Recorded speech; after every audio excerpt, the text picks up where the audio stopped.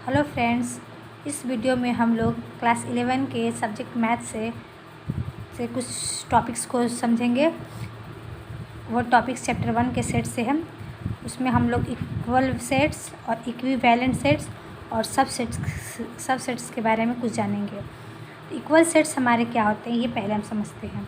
Equal sets हमारे होते हैं two sets are said to be equal if they have the same elements. Friends, आपने sets पढ़ा है तो उसके एलिमेंट्स की जानकारी भी आपको होनी चाहिए। नहीं है फिर भी मैं आपको बता देना चाहती हूँ कि ये हमारा सेट ए है और हमने यहाँ पे सेट बी लिया है।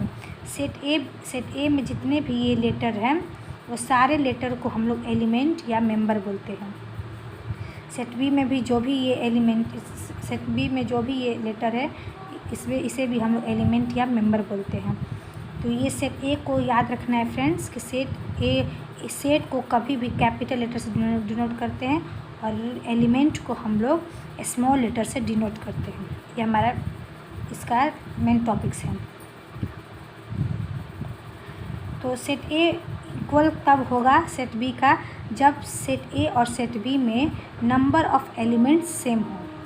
कहने का मतलब है जब एलिमेंट सेम होता है तो हम कह सकते हैं कि सेट ए इक्वल है सेट बी का। हम यहाँ देख रहे हैं कि सेट ए में ए बी सी डी है और सेट बी में भी ए बी सी ए डी है, यानी कि ए बी सी डी है। तो फ्रेंड्स याद रखना है कि ये एलिमेंट में अगर एलिमेंट सेम हो तो उसमें हमें ऑर्डर मायने नहीं रखता है। ठीक, तो इस तरह से हम कह सकते हैं कि सेट ए इक्वल है सेट बी का। सेकेंड टॉपिक से हमारा इक्विवेलेंट सेट्स। इक्विवेलेंट सेट्स किसे कहते हैं? जब two sets A and B are said to be equivalent they have the same number of elements. इसमें फ्रेंड्स क्या था कि जिसमें एलिमेंट सेम हो, एलिमेंट मीन्स ए हो, बी हो, सी हो, यानी कि इसमें जो ए बी सी डी है सेकेंड सेट में भी हमारा ए बी सी डी होना चाहिए। इसमें एलिमेंट सेम मांग रहा था। लेकिन इक्विवेलेंस हम तब कहेंगे जब इसमें एलिमेंट का नंबर सेम हो, नंबर ऑफ़ एलिमेंट्स वो सेम हो। कहने का मतलब है सब सेट ए में हमारा नंबर ऑफ़ एलिमेंट्स 3 है तो सेट बी में भी नंबर ऑफ़ एलिमेंट्स हमारा 3 होना चाहिए। ठीक है फ्रेंड्स, तो सेट ये हम नहीं देखेंगे कि ये नंबर में है या ये अल्फ़ाबेटिक में है, तो ये मायने नहीं रखता है। मायने इक्विवेलेंस में वो रखता है जो नंबर ऑफ़ एलिमेंट्स हमारा उसमें सेम होना चाहिए। यानी कि इसमें नंबर ऑफ़ एलिमेंट्स सेट ए में 3 है, सेट बी में भी नंबर ऑफ़ एलिमेंट्स 3 है। तो हम कह सकते हैं कि सेट ए इक्विवेलेंट है सेट बी का। तो सेट इक्विवेलेंट को हम लोग इस तरह से दर्शाते हैं, इस तरह से डिनोट करते हैं, ए इक्विवेलेंट ऑफ सेट बी। ठीक, अब हम लोग आते हैं सबसेट में। तो कोई भी सेट दूसरे सेट का सबसेट तब होता है जब पहले सेट का एलिमेंट दूसरे सेट में हो। कहने का मतलब है का ये डिफिनीशन से समझते हैं। डेफिनेशन इसका, a set a is the subset of a set b if every element of a is also an element of b. यानी कि सेट ए में जो एलिमेंट हो हमारा वो एलिमेंट सेट बी में भी होना चाहिए। इससे वो मायने नहीं रखता है कि सेट बी में हमारा 3 एलिमेंट है तो इसमें 4 क्यों है।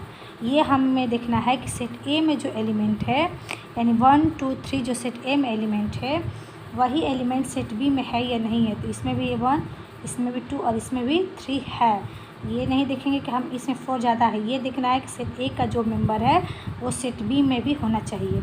तो इसलिए हम कह सकते हैं कि ए सबसेट है बी का, यानी कि ए का जो एलिमेंट है वो बी में मौजूद है, ना कि बी का एलिमेंट ए में मौजूद है। बी का एलिमेंट ए में ये जो 4 आ गया, 4 तो हमारा ए में नहीं है। तो अब हम यहाँ सोचेंगे कि भाई इसको हम क्या कहेंगे जब बी में हमारा एक एलिमेंट ज़्यादा हो गया। तो इसे हम लोग फ्रेंड्स कहते हैं कि जब बी में एक एलिमेंट ज़्यादा है तो ए का क्या हो जाएगा सुपर सेट, यानी कि बी सबसेट ऑफ ए है। तो इसे हम लोग कहेंगे कि बी इज़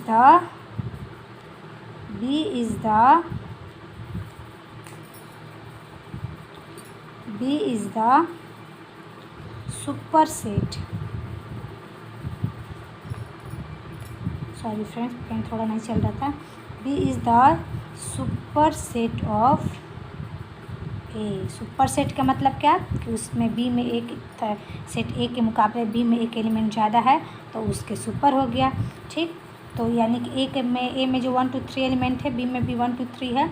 इसका मतलब ये हुआ कि ए जो है बी का सबसेट है, लेकिन बी ए का क्या हो जाएगा फ्रेंड्स, तो बी ए का हो जाएगा सुपर सेट।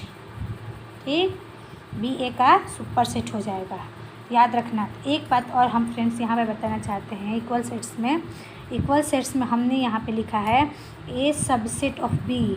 मतलब कहने का मतलब है कि ए का जो एलिमेंट है, कहने का मेरा मतलब ये है कि सपोज डैट ए में जो हमारा एलिमेंट है 1 2 3, ठीक, रोस्टर फॉर्म में है। बी में जो हमारा फ्रेंड्स एलिमेंट है 1 2 3, यहाँ पे हम क्या देख रहे हैं कि ये दोनों इक्वल है तब जब, यानी कि इसका जो है ए का जो एलिमेंट है फ्रेंड्स, ए का एलिमेंट्स बी में है और बी का भी एलिमेंट ए में है, तो हम कह सकते हैं कि ए सबसेट है बी का और बी भी सबसेट है ए का, यानी कि A is a subset of B and B is also subset of